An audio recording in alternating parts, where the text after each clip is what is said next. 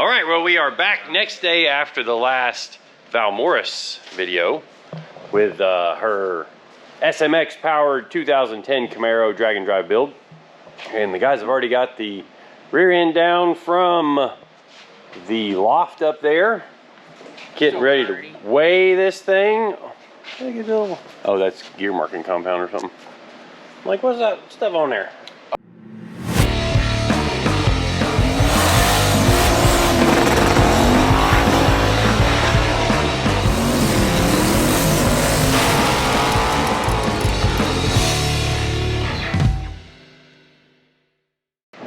What are we guessing? I have no idea what this thing weighs. 100 pounds? Of course. I think 100. I'm gonna say 190. No, it's way. I think 130. 130? 130? Yeah. Nah, this is. Well, I this picked thing's it up. It's heavy. This thing's it's not light. 225. 225? It's been forever since I've messed with it. We have to change this yoke too, because Steve's putting the big fat nasty drive shaft in it. I've never picked this thing up, so. Where's the best place to lift this thing? I don't know. Like, from here? Can I lift it from here? Yeah, but is it's gonna roll if nobody grab steadies a the housing. I'm gonna grab a brake pad and this bar here, or brake caliper. Y'all want help? You could. Oh my god, yep, nope, not 130. Yeah, get help with a hand, CJ. Oh boy.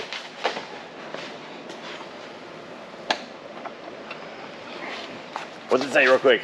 222.8. How am I that good? Dang! Good guess. Boy, it was 2 pounds off. What did I say? 160? Yeah, way off. Off by lots. Way off off. by I was 60. only 100 pounds off. I remember when you and I picked it up into the back of the car and put the bolts in. Yeah. Well, before we put the rear end in, let's go ahead and we'll finish up the rear brake line here. We'll put the drive shaft, rear section of the can in, and we built that section of the can when the car was getting a power glide with a gear vender's overdrive. So the problem we have now and what we have to fix, which we already prepared for, we've welded in some threaded inserts here, and we're going to build a secondary small can that ends up here, because typically all the drive shaft failures that I've seen in real high horsepower cars, they always blow the front U-joint up or the front yoke or blow the back of the transmission off or something like that.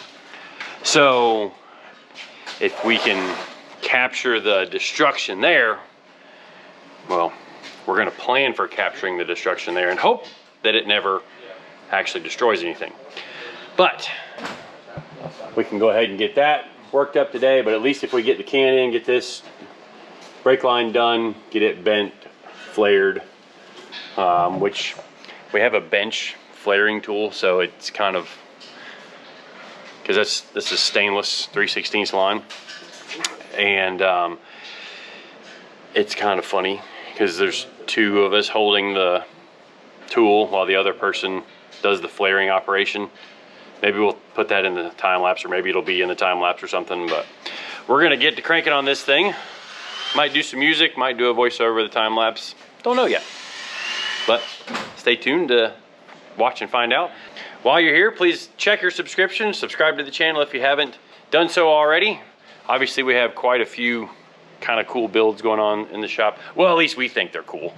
This thing is gonna be wild when it sees the track. We've got Reno's Nova back over here that we've got a bunch of stuff we've got to get installed on it. Get the bottom of the body finished painted before we can actually bolt the engine and transmission back in, which we've got some work to do to its front K-member as well, before we get it powder coated. I've been on a big powder coating kick lately. Like, as we step our level of our level of build up, I guess you could say, we've been powder coating a lot of stuff. But we also have merch available at winwithksr.com, as well as parts. Like, we sell all kinds of parts, from any of the Holly owned brands, which is a lot.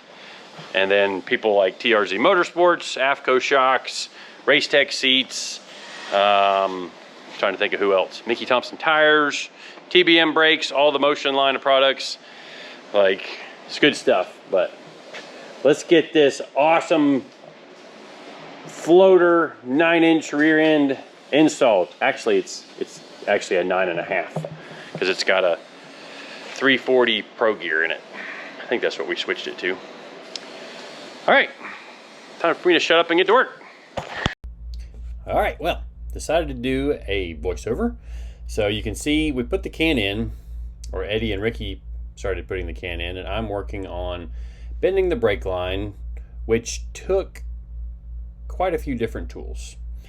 And I've got several different tools for bending brake line, and some of you may be wondering why we are bending it now when it didn't just reinstall and, you know, go right back in the car.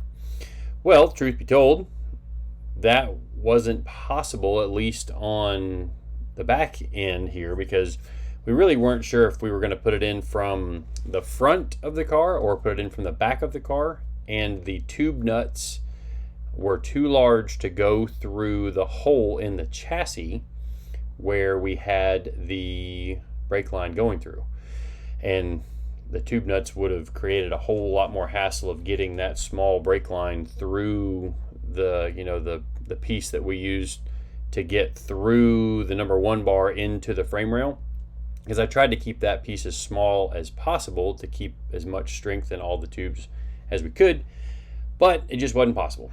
So we did get the front flared pretty easily, because at least there we could put a towel down on the floor of the car. One of us holds it down while the other one bends and flares, or pulls the lever on the flaring tool, which you can see what we're messing with now. And it's actually going to take 3 of us to flare this line, because with it being the stainless brake line, it really takes a pretty good bit of force to get it flared. But anyway, we get it flared, fits right up perfect. We remembered to put all the pieces on, because that has happened before. And if you're fitting these things really tight and you forget to put the tube nut on and the ferrule that kind of guides it and helps seal it and support the end of the tube, you just wasted the whole line. So you may have noticed that we reamed all of the holes on the 4-link bars, just because we needed to get the extra clearance in there. The powder coat sealed it up, because they were basically 501 thousandths before the powder coat. Get a little bit of powder coat on it, the bolt doesn't go through it anymore. Same with the brackets on the housing. All of that gets tightened up and reamed out. And we had an issue with the can too. Like, you might have seen the drive shaft can go in and out a few times, because not only did the can get powder coated and close up that hole, well, the tabs on the chassis also got powder coated, so it tightened up that hole. And drilling the tabs, or reaming out the tabs in the car, kind of proved to be a pretty big pain in the butt. So we ended up opening the holes slightly in the can and then bolting it together. You might notice that we got a dog in the corner of the frame there. It's actually one of our customers' dogs. If you guys go way back on the channel and watch the video about the 9,000 RPM Fox Body Mustang, that's Jimmy, and that's his dog Sam. Sam and Jimmy come and see us from time to time and get some parts and pieces here and there. But Jimmy is a lineman, so we really appreciate Jimmy and all this hurricane mess that we often get in Florida, because the linemen get out there and they're the ones that bring us the power back. But anyways, you can see now the guys are bolting the shocks in. That way we can hang the rear end. And at this point, the plan was to put it on the ground and roll the car over to the other bay where the Viper is. At least that's what the plan was right when we are filming this right here. And as you may see, plans might change later on in the video. All right, well, took a little longer to get the rear end in it than we originally thought, but we did have to ream all of the holes in the 4-link brackets, and there was a lot of them, because there's a lot of adjustment. And right now we did something else too. Oh my, yes. Oh, yes. We going all the way down? Yeah. Yeah, we'll see if we have to readjust the shocks lower, because We probably will. so With these the soft spring. no, this is a stiffer spring that's what's going to end up on the car. Oh, really? Yep. So that's a really long mock-up spring that it's kind of conical. The springs that are going to be on there will not be conical like that. Keep going. Waiting on Ricky. Oh, we might have to put the. Wind it up. We might have to raise the back up some, because we're. Yeah, we got. Keep trying it, or? Yeah, keep going. I mean, it's in the air right there. Yep.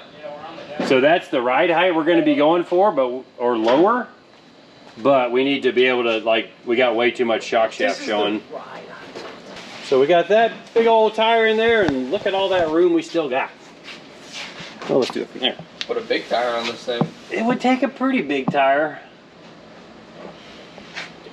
So TRZ's billet face rear end, 9.5 inch ring gear, AFCO 4-way shocks, TBM brakes, all that cool stuff. So I guess maybe after lunch we swap spots with the Viper. Yep. Or do we want to put it on the dolly? We did pop the axles out too, because I needed to grease them. And some of you guys were saying I'd never get those bolts back out because I put red Loctite on them. A little bit of heat right on them, popped right loose. Didn't damage anything, so we're all good. But I guess we'll make a decision on which way we're going to go here. If we're going to just, that obviously will drive in and out. Or actually, no, it's got the ECU unhooked, doesn't it? Because we were welding on it. But maybe we'll put this on the dolly again or not. I guess we'll take. I kind of like it on the dolly. It depends. If you want to do front suspension stuff, then. Front suspension stuff will definitely be on the ground. Yeah. Or do we wait to do front suspension stuff so we can bring it back over here and then we can like lift it up and down to do it? Or do we just like... Well, basically I'm going to mock it up at ride height and then build the control arms. So, all right, well, we got some thinking to do and some work to do. So we'll be back in just a second. Well, we did a voiceover for the first time lapse, so let's do a voiceover for the second time lapse. And I really sped this time lapse up. As you can tell, the guys are flying around the shop at 1,000,000 miles an hour. And the standard time lapse time frame is basically 1 minute of time lapse would equal 15 minutes of real time. So this one I sped it up 4 times over that. So 1 minute of time lapse is actually an hour of real time video.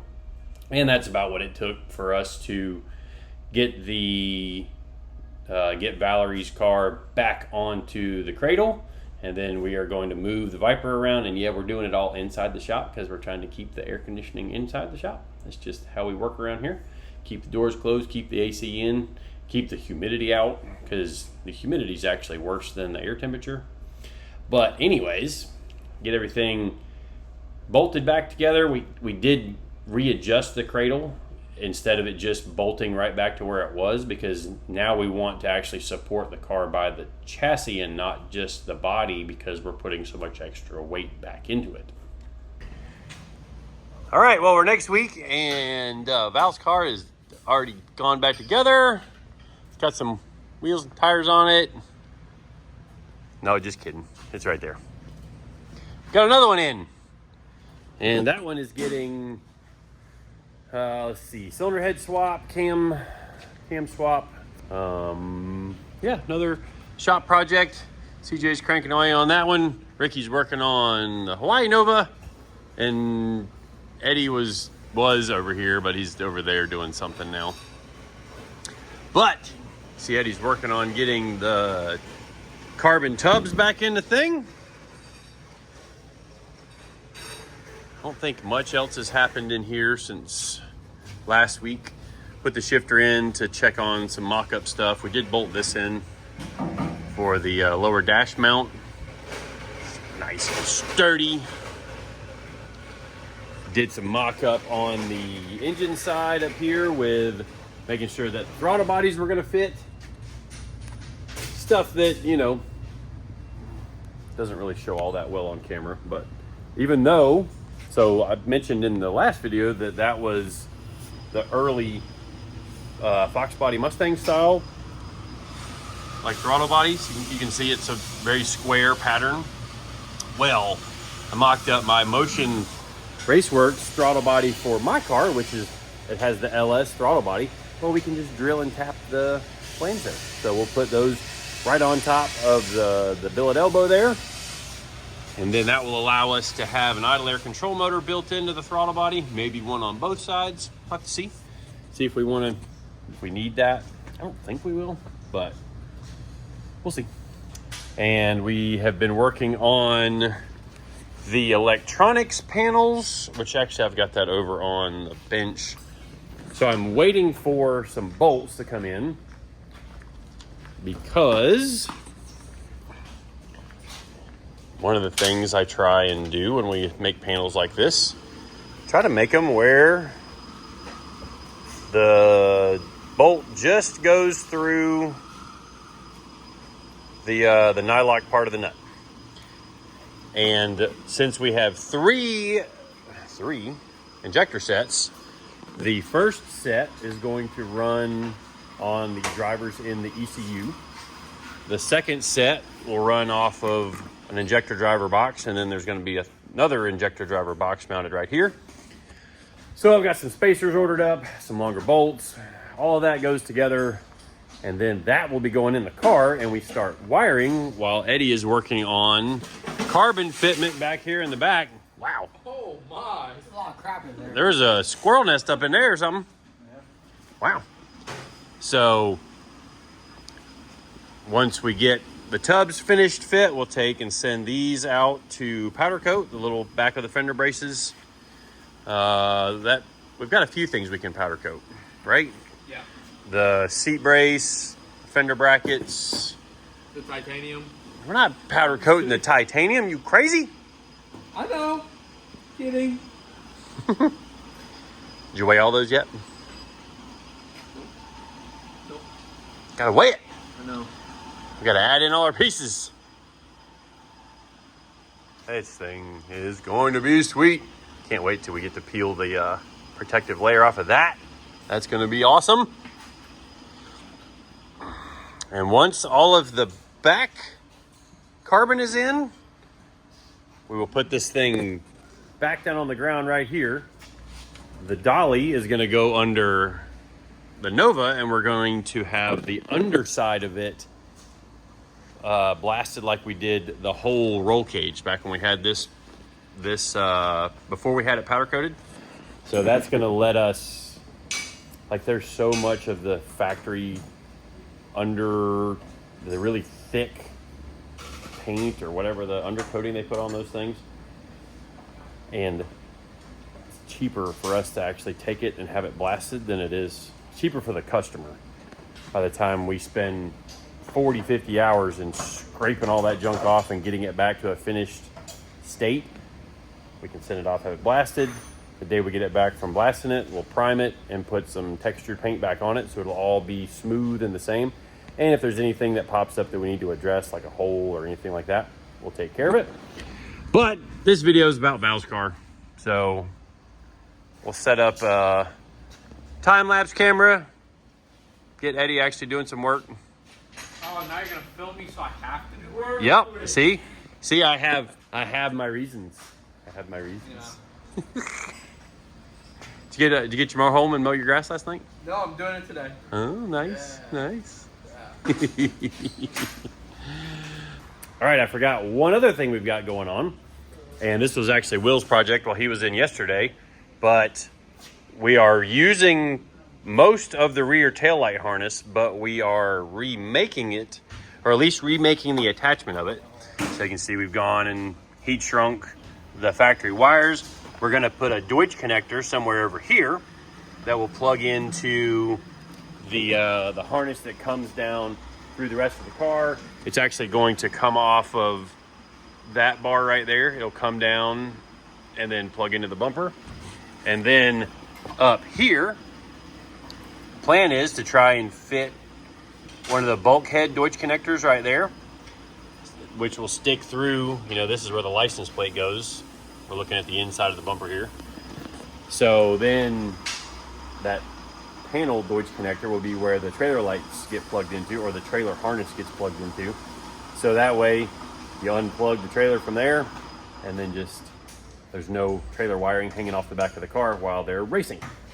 So lots of little things happening, all part of the project coming together.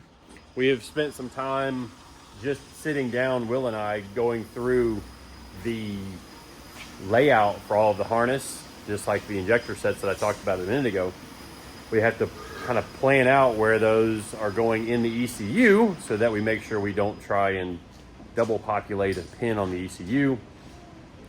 Lots and lots and lots of wiring going on this thing, but should be happening pretty soon. And Eddie's gone again. I'm looking for the scale to weigh stuff. I'm working.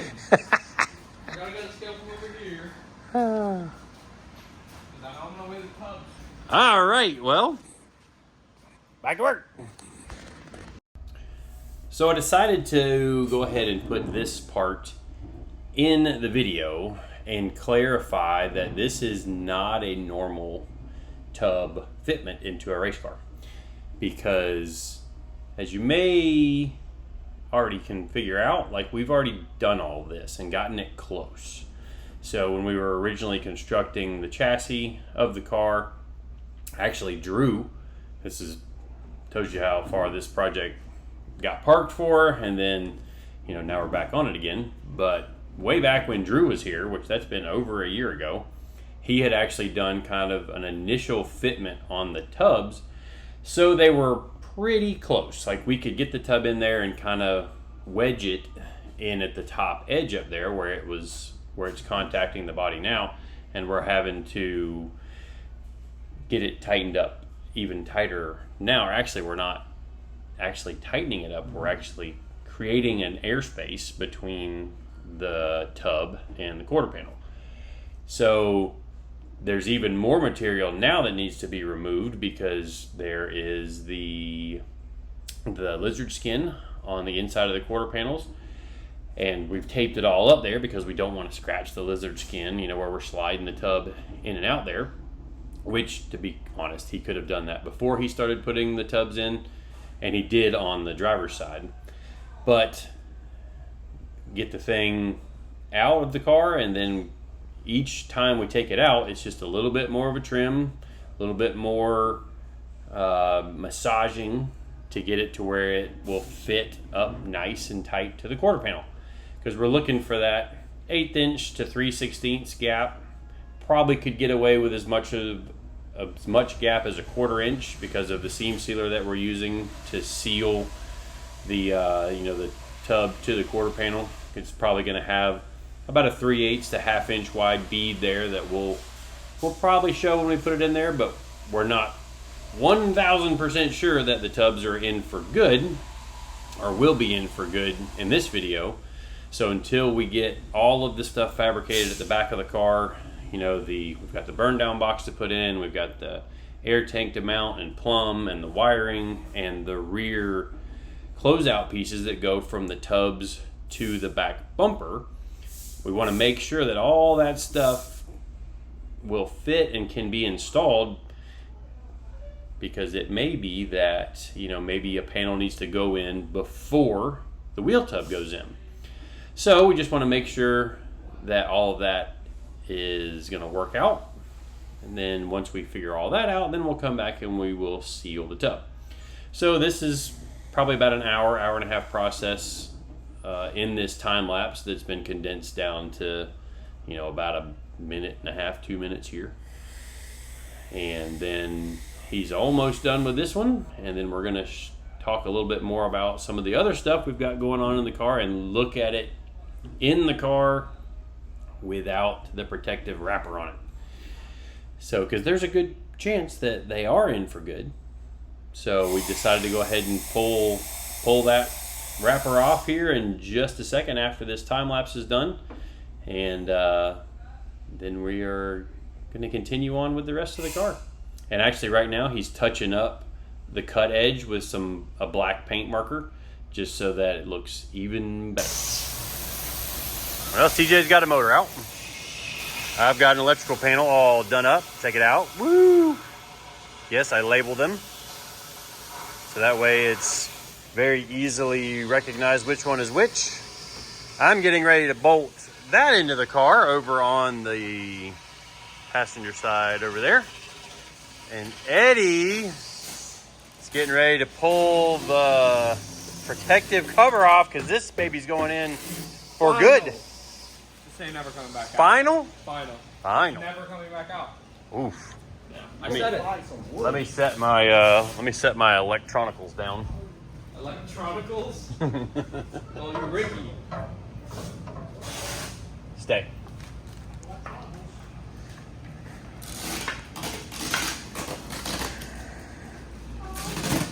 Hurry up! Break it! Man, how many layers has that thing got on it? A lot. Oh, and it's really stuck like to the car. Ooh. That's sick.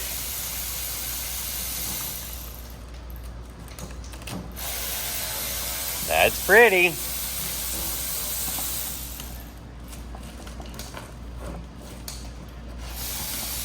Kind of fuzzy out there on the end. Yeah, I like it. Yeah, you keep going with the rest of it. So between this edge of the tub and the body, there's, what do you say, probably an 1/8 of an inch gap? Yeah. And then the idea is that we fill it with like a seam sealer, because we know the fenders and stuff are going to have some vibration and shake to them and whatnot.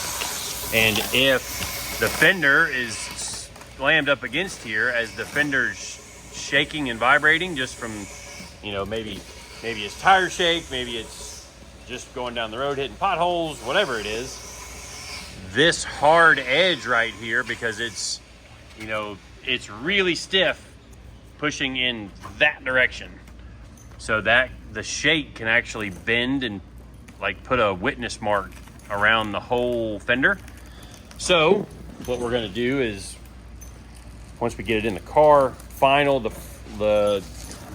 these tubs we're using, actually they're not quite as wide as we need them to be. So from like here down, there's going to be about 1.5 inch strip that fills in the front and the back. It's basically like the 1/8 inch gap up here, probably around to here or so. Maybe we take and wipe that with some brake cleaner too. But pretty much everywhere we'll get that. Ooh. Oh yeah.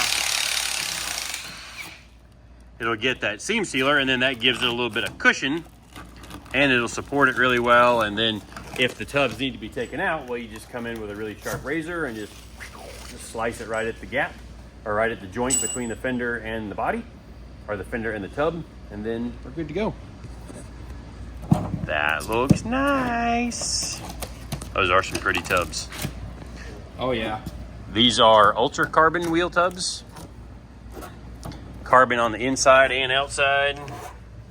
You can kind of see the different thickness. Like you see that ridge right there. That is where it's got a extra layer of some kind of foam in it that gives it a little bit of protection. Something like that.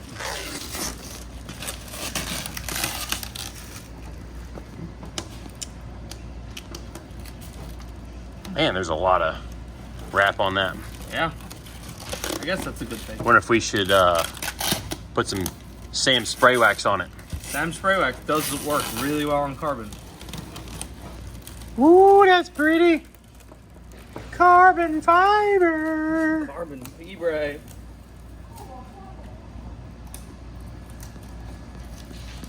Can you hurry up? I want to see it in the car. I'm trying, okay?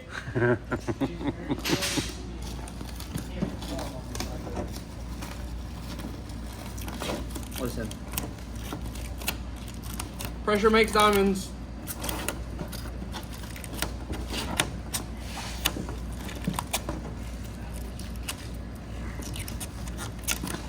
That's a lot of protective cellophane. Is that what this is? Cellophane, plastic wrap? I don't know. I don't know.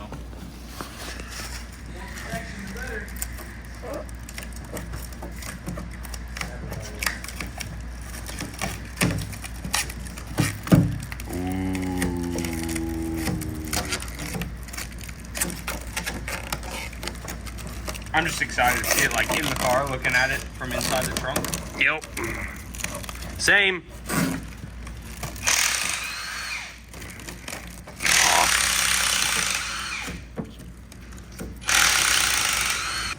Ooh, that's pretty.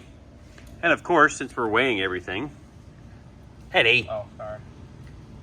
2.610 kilograms, or if you guys want pounds, 5.76 pounds.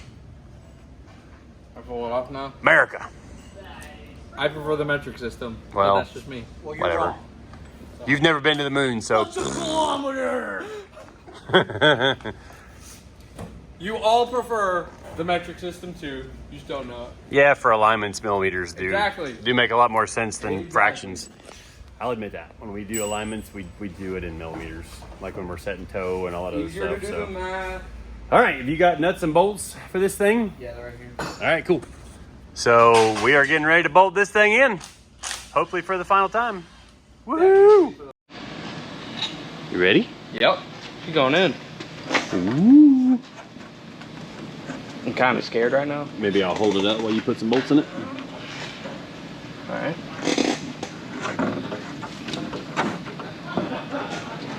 It's got to go around our shock mount back there. Ah! Whoa, whoa.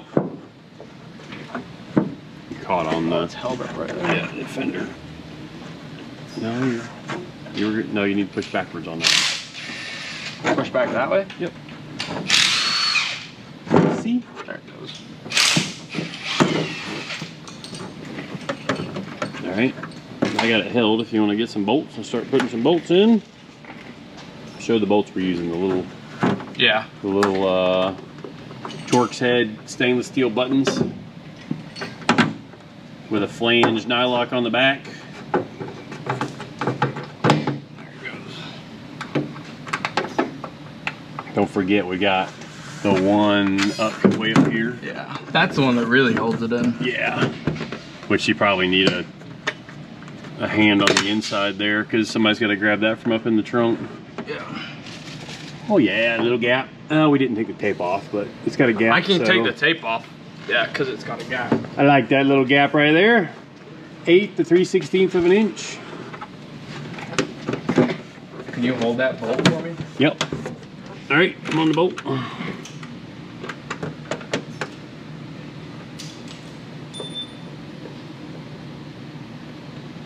Think the nuts on it? Yeah, I can feel you twisting the bolt, or at least Yeah, I think it's just trying to twist in my finger. It'll obviously stop the nut. Yeah, so maybe that one we pull tight, and then the need to get that paint mark off. No, the titanium goes under this, right? So it'll hide that paint mark. Put a few more You want me bolts to in it. get a, what size is that wrench, and you can tighten up that top one? Like if you got an Allen socket These are Torx. or a Torx socket, yeah. I don't have the tool for it yet. Actually, I guess that I'm gonna need the deep socket, aren't I? Yeah. Yeah, isn't that what's on that socket or no? No, that's a 7/16. Okay. These are 3/8. I don't know. Here. Yeah, I think they are. You want one? Yeah. Ow. And the Torx is a T25 shock. Yeah, so the anti-roll bar is out in the tub, and then the shock mount's right there. May put just a little bit of seam sealant around the anti-roll bar mount there, just so it's that's sealed up from the interior, which these things won't be perfectly sealed unless we just put silicone or seam sealer everywhere, but that's not really something we want to do.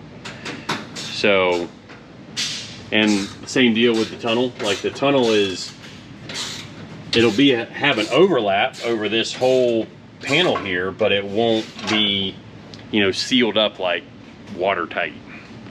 But I'm gonna go bolt my electrical panel in. Maybe the bottom electrical panel too. Did you weigh that? I did not. Good call. Ah. All right, well, how about this? 2 carbon fiber tubs. Woo. And we have started installing some of the stuff back here. So the air pump's in there just for a mock-up because Eddie's about to fabricate a brace that goes from this threaded insert right there up to this corner here because, well, it's got a little flex to it. Yeah, you can see it vibrating. So we're hoping to eliminate that. And then it's also going to triangulate down here. So it'll go up to there and then into there. But you want to put the bumper back on to do all that, huh? On, yeah. Because that mount there is also a bumper mount. Okay. Yeah. That's sick. That's, Look at that. it's pretty snazzy. Look at that. Got 2 tubs in it. And now that the tubs are in, you can kind of get an idea of what we're doing here. So there'll be a carbon piece on top of these 2 deals there. So it'll bolt in there and there. And then there's a piece here, or to close out the tub. And then we've got to make some little strips to fill that in there just because the tubs weren't wide enough. So we haven't decided 100% on how we're going to do that yet. Either we'll take a strip of carbon and just use some black rivets to hold it out there.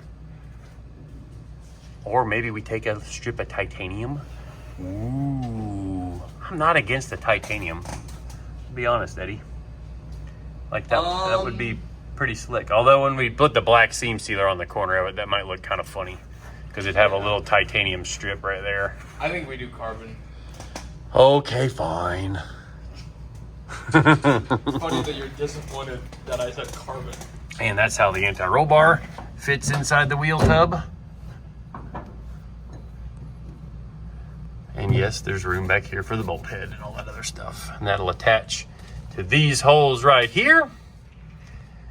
Getting fancied up. And then the shock goes back there. Oh yeah, my shock bolt. Yeah. We machined those offset tube end caps, and they're, I think there's like 5/8 of an inch of thread engagement inside of that hole, and that's actually chromoly, all machined. Little offset machine work there. You can see all the way through to the other side. Oh, that's cool. You see all the way through. Oh yeah, You know they're right. Yeah, and look, look to see all the way through there. Yep. All the way through. They're lined up. Shiny carbon. So the air tank ends up right here. Not too long before we can bolt electronics onto the back of this and start wiring and plumbing stuff up. Although you got a little bit of work to do back here. Yeah. This looks like it needs some more bend in it. Yeah, it does. So you got to take it. Why'd you bumper put on- all the nuts in it if I you got to know. take it back off I know. again? I know. God. There's a thing to smooth right there. Well, like I want to put the bumper on, and then like there's gonna be a panel that goes from there. So I'll put a piece of tape, and then I can That's true. Use a piece of angle to get the actual fitment to the bumper edge. Yeah. Okay. Yep. All right. All right. Well, that's gonna wrap up this video. Got all the tubs in it. My job next is going to be assembling the electronics, working on the front part of the car. So that'll be our next video, possibly later this week. I was hoping to get this video out for Wednesday, but as late as I'm running, it's probably not going to come out on Wednesday. If it does come out on Wednesday, it might be kind of late on Wednesday. I guess we'll see. But yeah, lots of progress on this thing moving forward. Should have it back on the ground by early next week to work on the front suspension. Maybe start mounting a turbo or 2. Motor plate. Oh yeah, we gotta do the front motor plate. We got lots to do. Yep. So let's get back to work. We'll see you guys next time.